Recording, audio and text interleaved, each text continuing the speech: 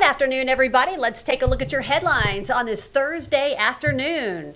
New sculptures at the Convention Center at Heroes Park dedicated to two baseball legends. Plus, a Summerdale man in court after a stabbing at a soccer game. Plus, one man tries to play hide-and-go-seek with the law but loses to a canine. That and more on News 5 Now. Brought to you by Green & Phillips Injury Lawyers, covering news from your neighborhood and around the world. News 5 Now starts right now. Hello, everybody. Welcome to WKRG News 5 Now. Glad to be with you on this Thursday afternoon. My name is Devin Walsh. We just wrapped up the noon show today on WKRG. And once again, we are under a heat advisory. So you need to keep that in mind as you make your way out and about today. Although we sound like a broken record, don't we? We've been talking about these heat advisories now. I think we've had one in place every single day this week. And so just kind of keep that in mind if you are going to be out and about today. Let's go ahead and get right to our big stories at this hour, beginning with number 5. Bond set today for a Honduran man accused of stabbing a man in Summerdale. Jefferson Tinoco is charged with attempted murder. The victim was stabbed 3 times at a soccer game on July 19th. His bond is set at $75,000. If he's released, he will be on house arrest. Number 4, a man in Santa Rosa County deciding he wanted to try and win hide and seek with law enforcement. Brian King tried to flee from authorities after some type of fight running through the woods over a fence, but was found by canine units. King is charged with aggravated assault with a weapon, domestic violence, and battery. Santa Rosa County officials said you can run and you can hide, but not for long from this team. Number 3, the Pritchard Police Department is asking for the public's help to identify this man right there. According to the release, the man stole bottles and cases of liquor between June and July, exceeding $300. He's appeared to have acted alone every time. If you recognize him, contact the Pritchard Police Department. Number 2, a local daycare worker charged with child abuse. 36-year-old Satori Dale of Mobile was booked into Metro Jail. According to the grand jury indictment, she yanked a child by his arm.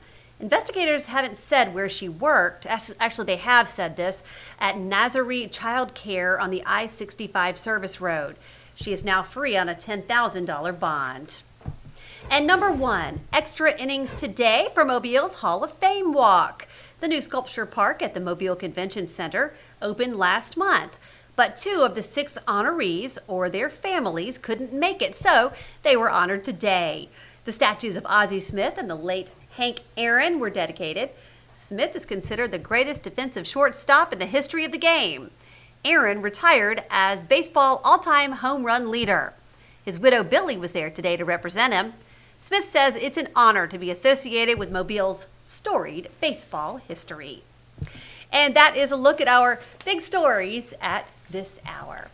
All right, everybody, our question of the day has to do with a weather phenomenon we don't really hear about here on the Gulf Coast, but certainly it could happen here, and it has happened, in fact, as recently as this week in Hawaii. What would you do if a tsunami were to hit the Gulf Coast? What would you do if a tsunami were to hit the Gulf Coast?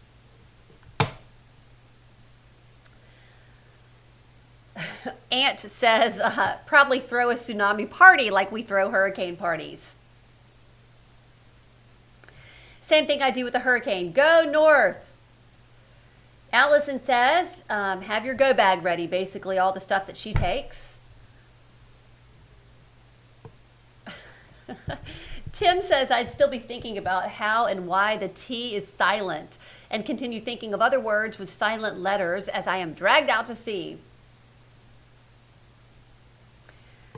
The same thing we do in hurricanes, grab some beer and go outside and watch. Nothing, I am high.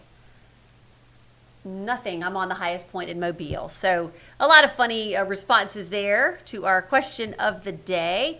And I think folks around here are probably more worried about hurricanes and tornadoes than a tsunami.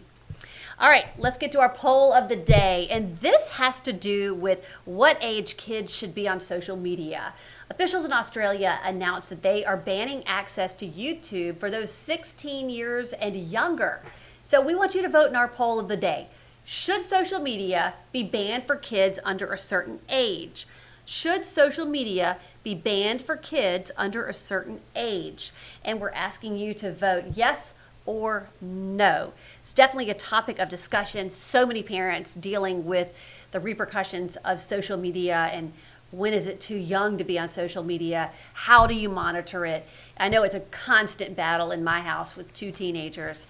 Probably our biggest battle is over the phone, over the technology. So let us know what you think about the age of 16. They're banning YouTube. That's going to be tricky, I'll tell you that, but that's what they're doing in Australia. So let us know what you think. And if you want to participate in that question of the day or our poll of the day, you can do it on WKRG.com or on our WKRG Facebook page.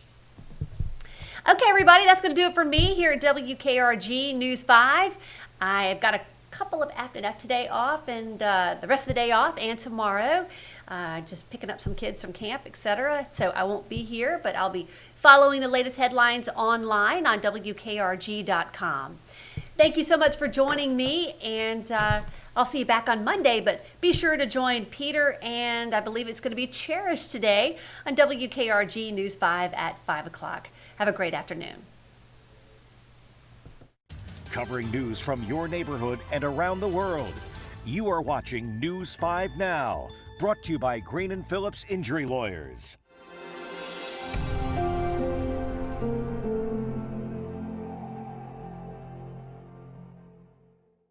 In the courtroom, the judge knows best, and this judge does too. If you've been hurt in a wreck, you need a law firm that knows the system and how it works. I'm attorney David Green. Call or come by anytime. You never need an appointment.